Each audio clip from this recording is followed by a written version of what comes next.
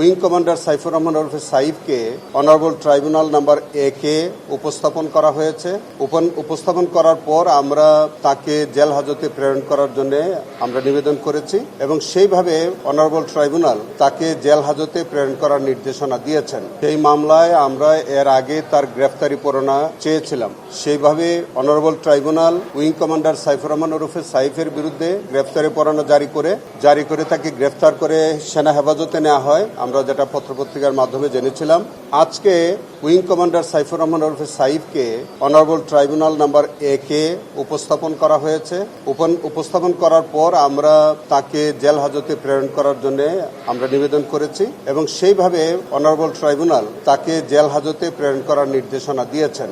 আজকে আমরা যখন শুনানি করি তখন উইং কমান্ডার সাইফুর রহমান ওরফে সাইফের পক্ষে তার নিয়োজিত বিজ্ঞ আইনজীবী তার পক্ষে জামিনের প্রার্থনা করেছিলেন। তাদের দাবি ছিল যে তার বিরুদ্ধে কোনো অভিযোগ নাই, কিন্তু আমরা যখন গ্রেফতারের পরোয়ানা জারির জন্য আবেদন করেছিলাম তখন আমাদের তদন্তকারী কর্মকর্তা একটা প্রতিবেদন দাখিল করেছিল। সেই প্রতিবেদনের মধ্যে পরিষ্কার করে তদন্তকারী কর্মকর্তা বলেছে, নগদ নিয়ে এলো হার না মানা হার অফার।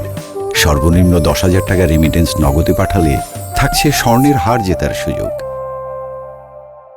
যে এই উইং কমান্ডার সাইফুর রহমান ওরফে সাইফ তিনি র্যাবে কর্মরত ছিলেন এবং জিয়াউল হাসানের অন্যতম সহযোগী ছিলেন। জিয়াউল হাসানের আমলে যত হত্যাকাণ্ড সংঘটিত হয়েছে তার অনেকগুলো হত্যাকাণ্ডের সাথে এই উইং কমান্ডার সাইফুর রহমান ওরফে সাইফ তার সরাসরি অংশগ্রহণ ছিল এবং ইতিমধ্যে জিয়াউল হাসানের কেসে যেসব সাক্ষীরা সাক্ষ্য দিয়েছে সেই সব সাক্ষীতে আজকের এই আসামি উইং কমান্ডার সাইফুর রহমান সাইফের নাম তাদের সাক্ষীতে এসেছে এবং তারই ভিত্তিতে আমরা পরবর্তীকালে তার গ্রেফতারি পরোয়ানার জন্য আবেদন জানিয়েছিলাম। অনারেবল ট্রাইব্যুনাল সেটা গ্রহণ করেছিলেন। তার ধারাবাহিকতায় তাকে গ্রেফতার করা হয়েছিল।